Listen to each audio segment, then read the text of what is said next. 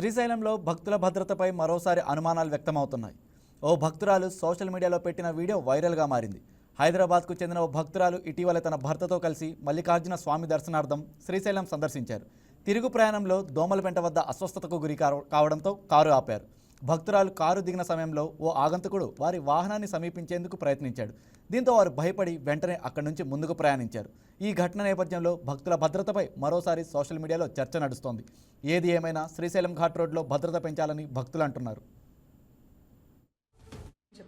Last week మేము ఫ్యామిలీతో శ్రీశైలం వెళ్ళాము. హైదరాబాద్ టు శ్రీశైలం నుంచి రిటర్న్ వస్తుంటే మీకు ఐడియా ఉందో లేదో దోమలపెంట తర్వాత ఫారెస్ట్ వస్తుంది, నల్లమల్ల ఫారెస్ట్. అక్కడ వామిటింగ్ వస్తుందని వెహికల్ పక్కన ఆపామంట. మా హస్బెండ్ కాల్లో మాట్లాడుతున్నారు, మా పిల్లలు వెనక కూర్చున్నారు.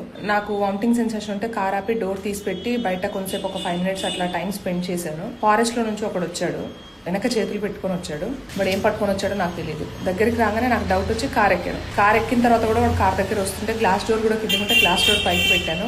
దగ్గరికి వచ్చేసాడు ఆల్మోస్ట్. ఇక నేను మా వారికి తొందరగా పోనీ అని చెప్పేశాను. ముందుకు వెళ్ళిపోయాము. కానీ అక్కడ ఒక్క సెకండ్ అటు ఇటు లేట్ అయినా నేను చూడకపోయినా వాడు ఏం చేసేవాడా, ఏం తెచ్చాడా అనేది నాకు తెలియదు. కానీ ఇన్ని ఇయర్స్లో ఎప్పుడూ జరగలేదు ఈ ఎక్స్పీరియన్స్. ఫస్ట్ టైం ఈ ఎక్స్పీరియన్స్ చేశాను. చాలా Hi, నేను మీ రాజ్ తరుణ్.